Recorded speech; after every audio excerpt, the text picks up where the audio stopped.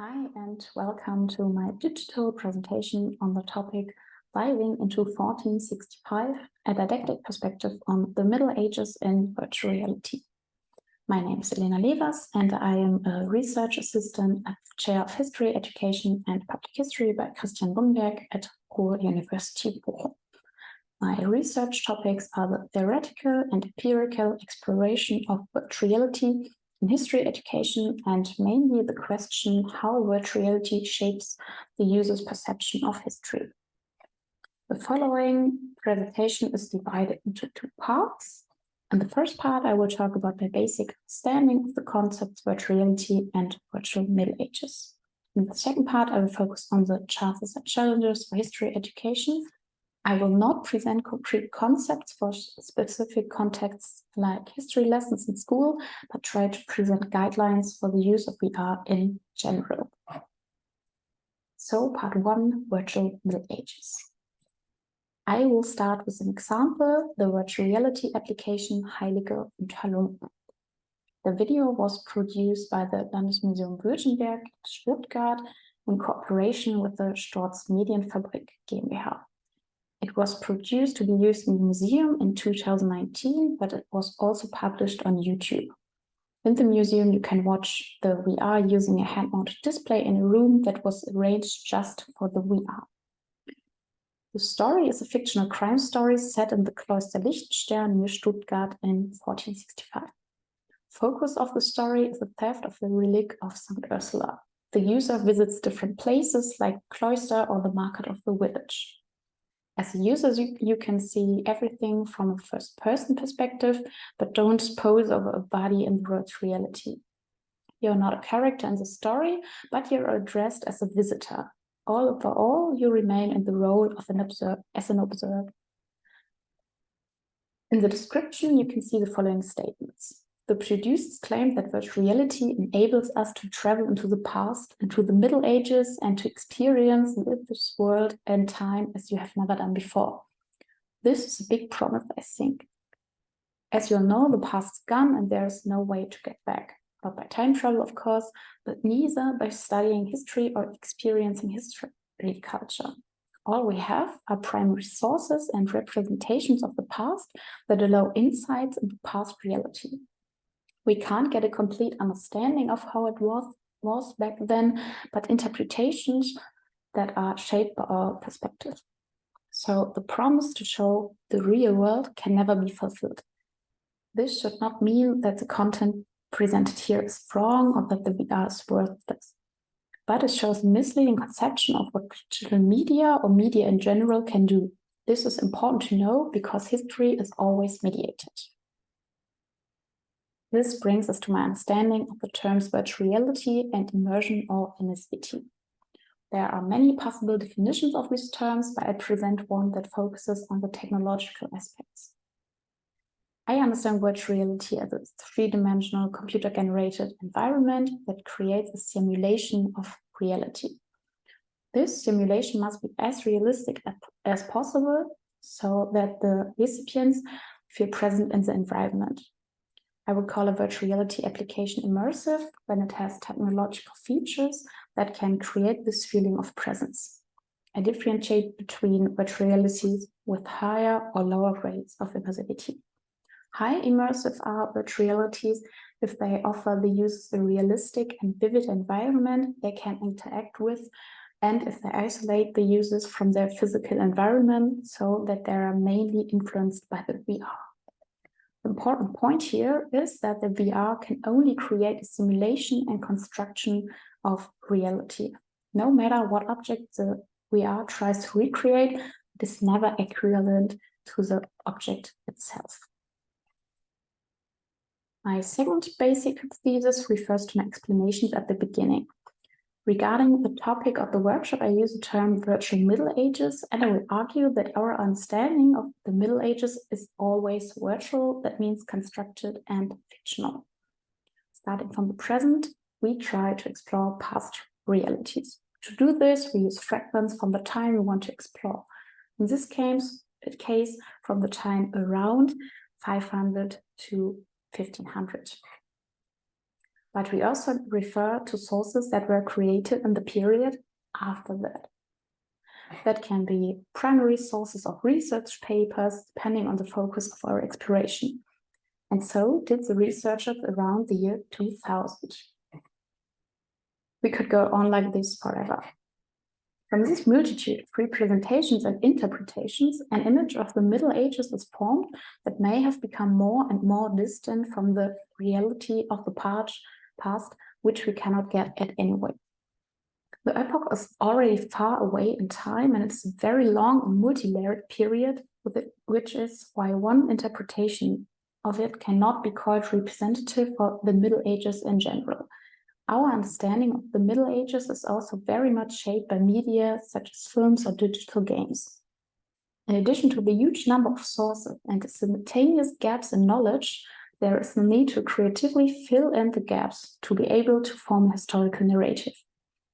The goal is the creation of a representation that the audience believes to be authentic.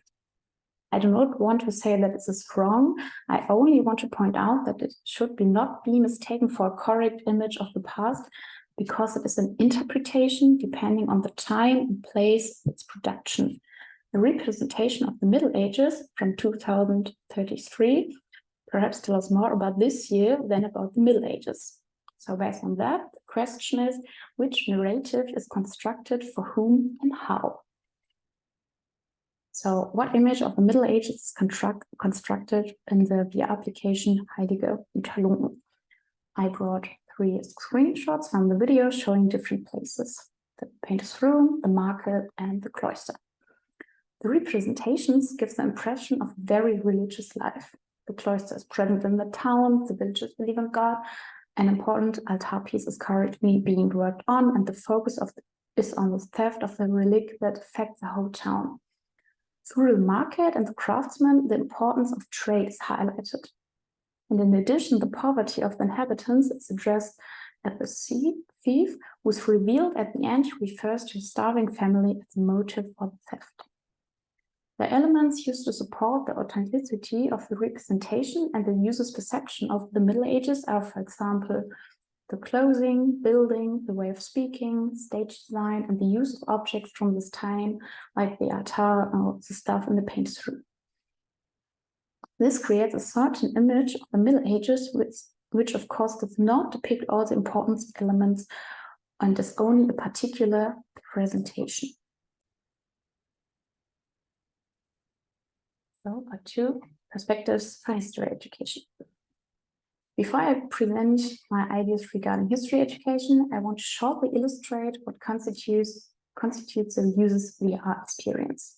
I think it's very important to focus on the individual and what happens to them when using VR. The individual, let's name her Lisa, has a specific interest on the topic of VR and a specific imagination and previous knowledge about the Middle Ages. Also, she may have practiced virtual reality before. All this influences her VR experience. As I presented before, the VR application has several technical features. It offers the user a lot of sensory stimuli, such as images and sounds, and maybe the possibility to interact with the environment. It also offers images of the past, so of the virtual Middle Ages. The VR makes it possible for Lisa to feel present in the immersive digital environment. She may react emotionally to the content, maybe she's aware of the medium she uses, maybe she completely blanks it out.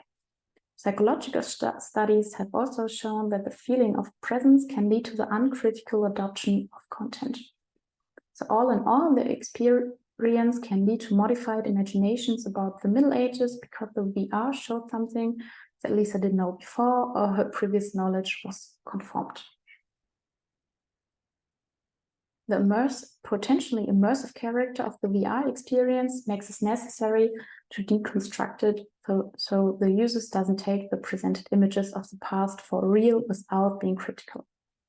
The goal of history education is that the learners understand the constructional character of history and historical narratives, and that they can analyze representations of history like VR. On this slide, I named different components of such a deconstruction. Most important are the following three aspects. First, the users must be stimulated to question the experience and the consumed contents, both by interacting with others, by reflecting on one's own perceptions. Second, more information about the context and the content must be provided so that the users understand what they see. This can be other representations from the present or sources from the time itself. And third, not only the content, but the medium itself must be discussed. It should become clear how the medium VR works and how it presents history. This should make it possible for the learners not to adopt the content uncritically, but to reflect the medium and question the way history is presented. In conclusion, I will sum up the chances and challenges for the use of VR in history education. I will start with the right side and the challenges we are confronted with. So of course, the practical barriers must be mentioned, especially the financial ones. The purchase and support of VR is expensive and not every institution can afford it. Also, there are some people who suffer from motion sickness, so they can get sick when using VR. People are working on solutions, but the common way of dealing with this so far is to take the head-mounted display off. This is related to accessibility. The question must be asked in which languages VR is offered, or if the head-mounted display can be used by people who have glasses. Although there's already some research, but concepts for history education in schools and museums must still be tested. We need to understand how VR influences the learner's understanding of history, so we can work out how learning scenarios must be arranged. And it's important to highlight that the understanding of the constructional character of history, such as self-reflection, are complex mental operations that must be learned and trained over a long time. But I also think that there is a lot of potential in the use of VR. First, the learners get to know how history in general, or specifically the Middle Ages, are constructed in digital media and which technological characteristics of the media influence the constructed image. The training of analytical skills of VR can be also transferred to dealing with representations of history in general. The engagement with VR can contribute to the development of historical consciousness. By working with VR, it is possible to focus on the individual experience of the learners and their individual perception, feelings, and thoughts. This is something that is not realized enough, especially at school, but the experience can encourage self-reflection and also increase learners' interests and motivation. So finally, I would say that the use of VR is a good way to learn about past and present, even though we don't know what it was like back then. Here you can see some of the literature I used. If you're interested in the full list of references, just email me. And finally, I want to thank you for your interest. I'm looking forward to seeing you in the real world in October and discuss the virtual Middle Ages.